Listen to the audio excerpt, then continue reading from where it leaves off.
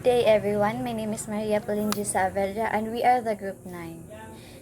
And our topic is all about American colonization.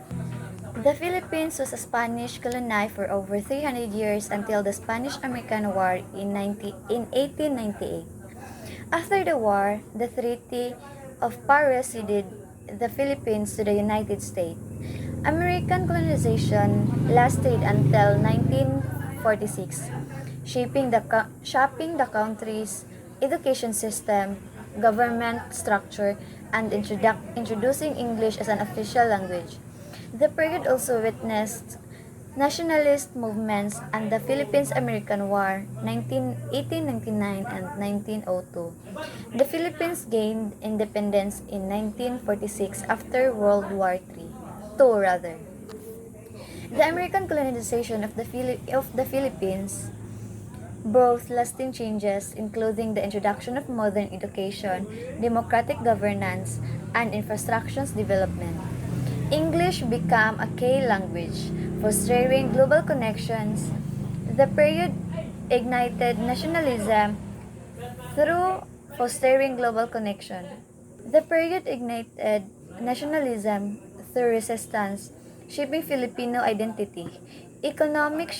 Shifts occurred, and the legacy includes the imprint of conflicts, influencing the national's perceptions of foreign powers, and its commitment to sovereignty.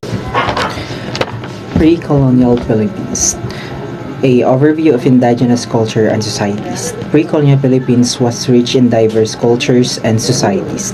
The archipelago was home to various ethnic groups with distinct language, customs, and social structures. The people engaged in trade, agricultures, and fishing, showcasing a complex network of pre-colonial colonizations.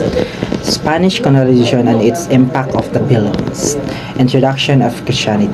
Spanish colonization in the 16th century marked the arrival of Christianity, significantly influencing the predominantly animist and island indigenous beliefs. This laid the foundation for the Philippines as Asia's bastions of Catholicism. Social and cultural changes. Spanish rule brought about changes in social hierarchies with the introduction of the encomienda system of the fusion of indigenous and Spanish cultures, creating a unique Filipino identity. Economic transformation.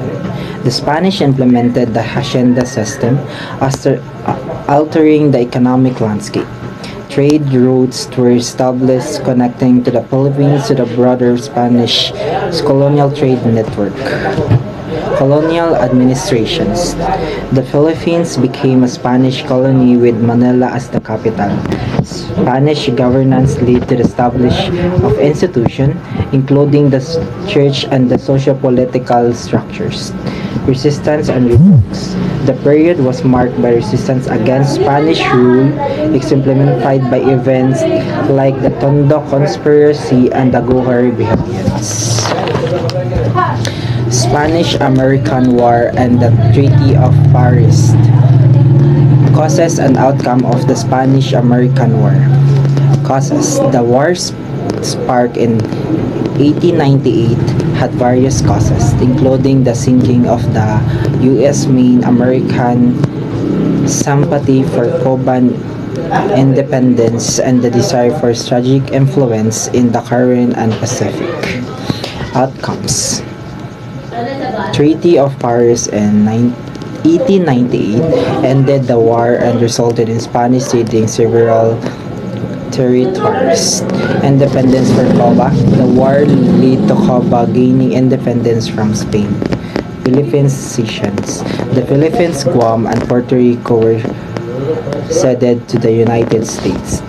Transfer of the Philippines from Spain to the United States. Number 1. Treaty of Paris in 1898, negotiated between the U.S. and Spain. The treaty marked the transfer of the Philippines to the United States for $20 million. Philippines-American War in 1999 to 1902. The transfer ignited resistance in the Philippines leading to a conflict between Filipino nationalists and American forces. The war resulted in U.S. control the establishment of American colonial rule, American colonization. The Spanish became U.S. colony, marking a shift in governments from Spanish rule to American administration. I am going to discuss about the transition to Commonwealth and independence. The Tie-Dyeing McDuffie Act. Tie-Dyeing McDuffie Act, passed by the U.S. Congress, provide a framework for the Philippines' independence. It established a 10-year transition period during which the Philippines would be a self-governing commonwealth.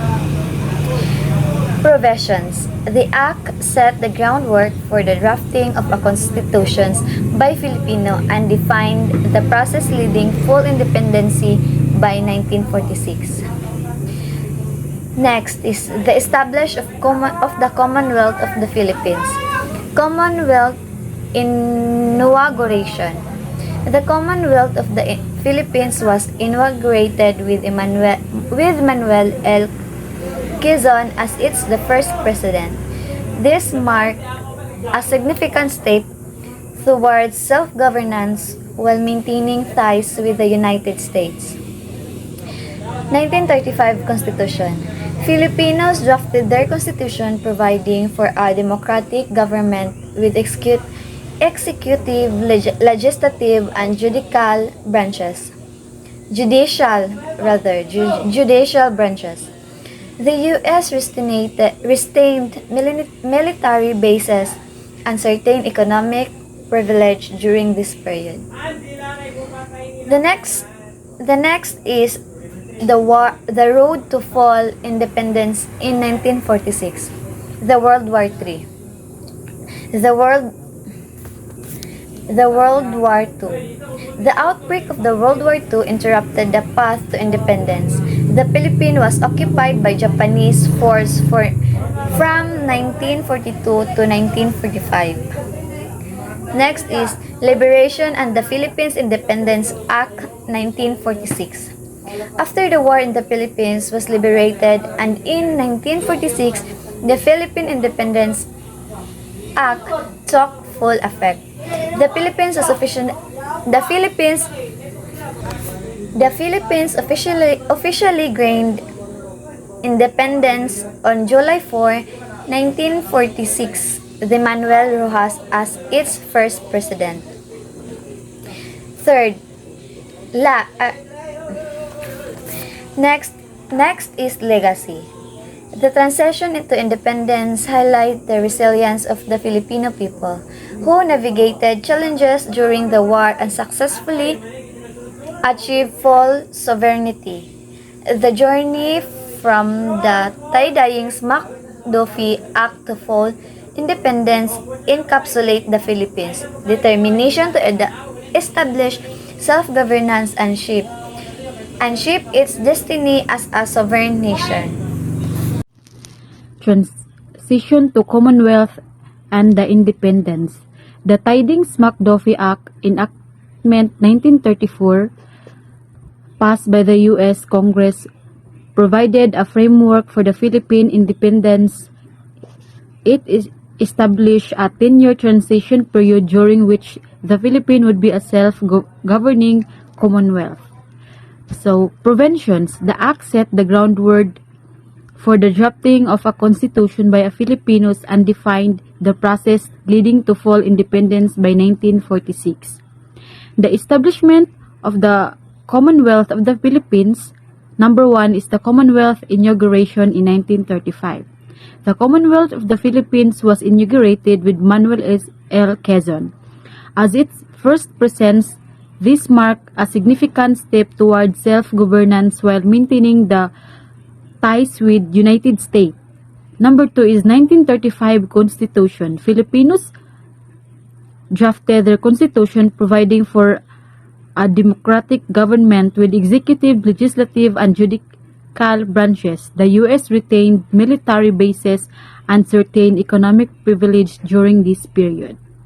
The road to full independence in 1946, World War II, the outbreak of World War II interrupted the path to independence. The Philippines was occupied by Japanese forces from 1942. Liberation and the Philippines Independence Act 1946. After the war, the Philippines was liberated, and in 1946, the Philippine Independence Act, Tidings-McDuffie Act, took full effect. The Philippines officially gained independence on July 4, 1946, with Manuel Rojas as its first president. Legacy. The transition to independence highlighted the resilience of the Filipino people who navigated challenges during the war and successfully achieved full sovereignty. The journey from the Tidings-McDuffie Act to the full independence encapsulates the Philippines' determination to establish self-governance and shape its destiny as a sovereign nation. Social impact. American colonization introduced changes in social structures, education, and governance. English became a prominent language, impacting communication and cultural expression. Political impact. American governance established democratic institutions. Number 3, economic impact. Economic policies and infrastructure development during American rule laid the groundwork for future economic growth. So, cultural influences and enduring ties between the Philippines and the United States. Language and education. English remains widely spoken, and the education system continues to use English as the mediums of instructions. Pop culture and media. The influence is evident in Filipino pop culture, including music, films, and fashions. Military presence. Historical ties are reinforced by military agreements and the presence of U.S. military bases impacting the geopolitical landscape of the Philippines. The legacy of American colonization. And that's it. Thank you.